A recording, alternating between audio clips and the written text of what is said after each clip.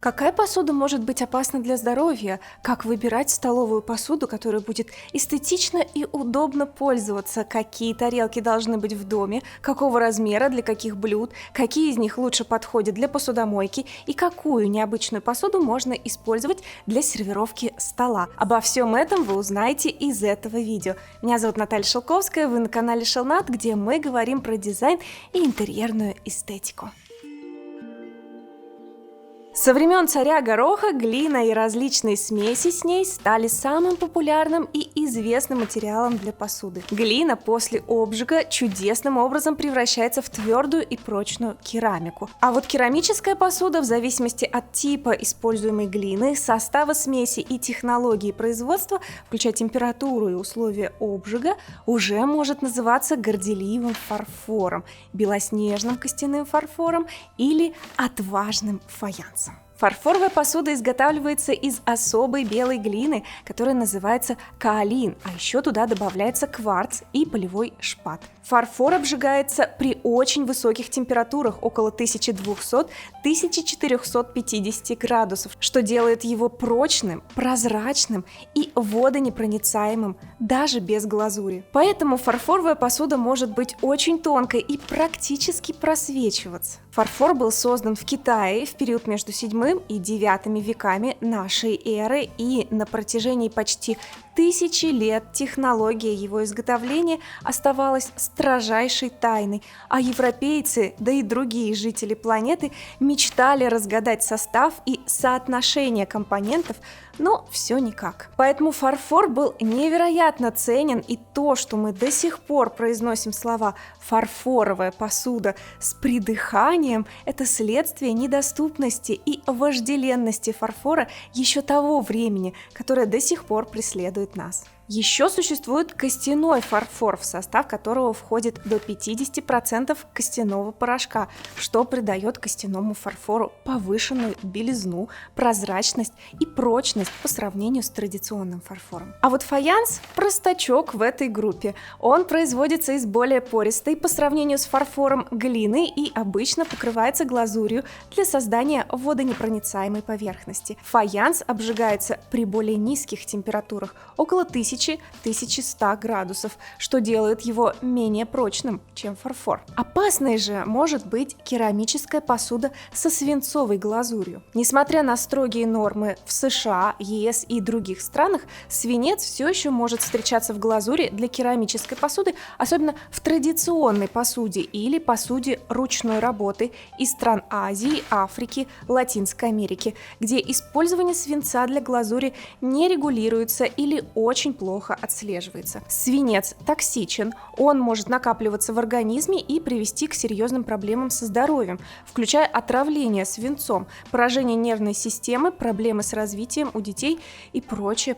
Однако посуда со свинцовой глазурью все еще может попадать в продажу через импорт, особенно из стран, где регулирование менее строгое, либо может встречаться на антикварных рынках, где посуда, произведенная многие десятилетия назад, и знать не знала, что что-то с ней может быть не так. Еще одна популярнейшая категория посуды – известная всем плавленная смесь песка, известняка и соды, то есть посуда из стекла. Помимо посуды из обычного стекла есть еще опаловое стекло или молочное стекло, такое более мутное, непрозрачное, обычно белого или иного светлого цвета. Оно содержит дополнительные добавки – оксид титана или оксид кальция, которые и вызывают рассеяние света и придают стеклу такую характерную мутность. На нем меньше видны царапины и пятна, но такое стекло может быть менее прочным, чем некоторые другие типы стекла. Но еще есть ценнейший для многих хрусталь, напоминающий то ли бабушек, то ли родителей, то ли детство или Новый год. Хрусталь – это высококачественный тип стекла, в состав которого до трети может занимать оксид свинца или оксид бария, как заменитель свинца, что и придает хрусталю эту особую прозрачность, блеск и звонкость. А еще использование оксида свинца увеличивает плотность материала, что позволяет создавать более тонкие и детализированные изделия. Хрусталь всегда будет острее и изящнее стекла. Впрочем, хрусталь может тускнеть при машинной мойке. И вот тут внимательный зритель наверняка уже засучил рукава и строчит возмущенный комментарий. А почему это свинец в глазури это плохо, а в хрустале нормально? Свинец в глазури керамической посуды представляет прямой риск для здоровья, потому что он может вымываться при контакте с едой и напитками, особенно при нарушении целостности, и попадать в пищеварительную систему, и при накоплении привести к отравлению, которое особенно опасно для детей и беременных женщин. А вот с хрусталем считается, что свинец в его составе, как правило, замкнут внутри твердого матрикса стекла и не склонен к вымыванию, особенно если хрусталь используется в соответствии с рекомендациями. Например, не используется для хранения кислотных напитков в течение длительного времени. Нержавеющая сталь и посуда из нее может стать очень стильным украшением трапез или просто сервировки стола, если это большая сервировочная тарелка. Некоторых раздражает, когда по ней шкрябают вилкой, а некоторым нравится чувство брутальности и исключительной гигиеничности, которое дает этот материал, который, кстати, устойчив к ржавчине и коррозии. Теперь поговорим про пластиковую посуду и контейнеры. Пластиковая посуда может быть идеальной посудой для загородных домов, для трапез в саду или для детей. И, к слову, она может быть очень красивой и даже не сразу отличимой от стекла или керамики. Но некоторые пластики содержат фенолы и фталаты, которые могут вымываться в пищу или напитки, особенно при нагревании. Есть такую гадость вредно и чревато проблемами со здоровьем.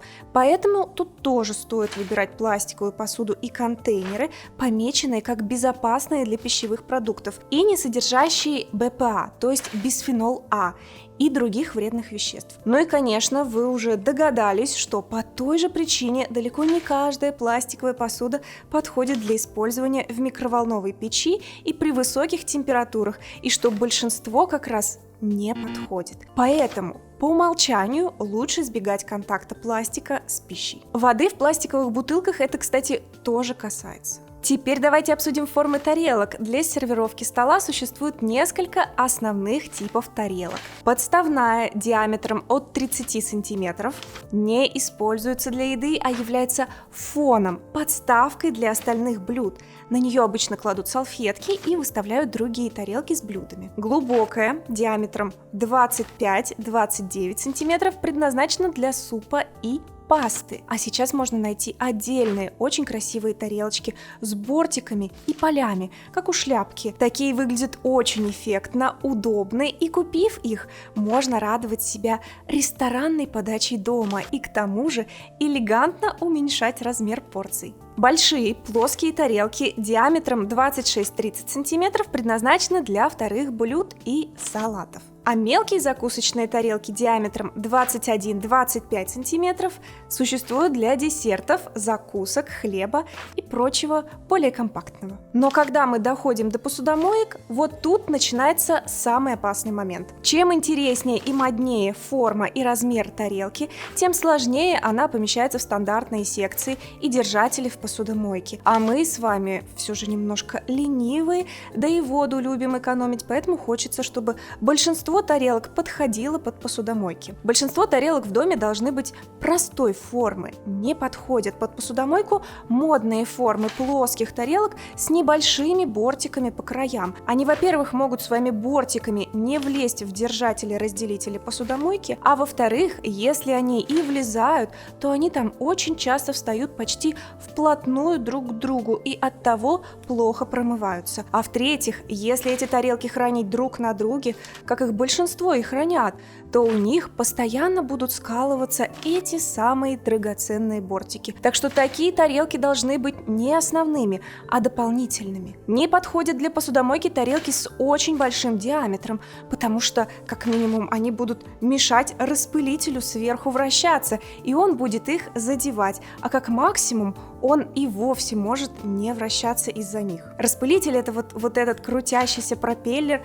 внутри посудомойки, который который подает воду. В идеале лучше замерить расстояние внутри посудомойки от начала держателя до этого распылителя и учитывать этот размер при покупке тарелок и блюд. Ну и, конечно же, не подходят к посудомойке тарелки очень сложных форм и неопределенных размеров, а также с деликатным покрытием. На таких и пишут «не для посудомойки». А еще не подходят некоторые виды пластиковой посуды с соответствующей пометкой. Теперь немножко про сервировку. Развлечь себя можно не только красивыми тарелками, но и сервировочными блюдами для закусок, салатов, основных угощений.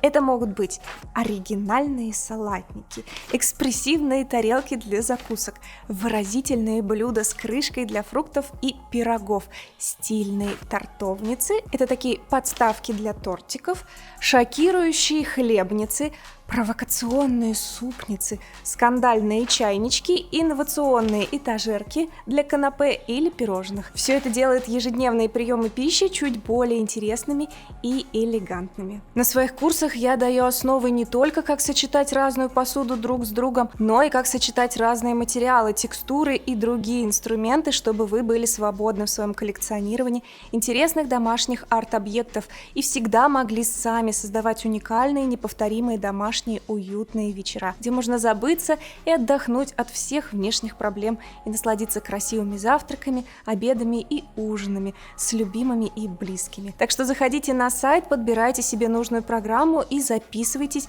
на ближайший поток. Ставьте лайк и подписывайтесь на канал, если вы это еще не успели сделать. До новых встреч и всем дизайн!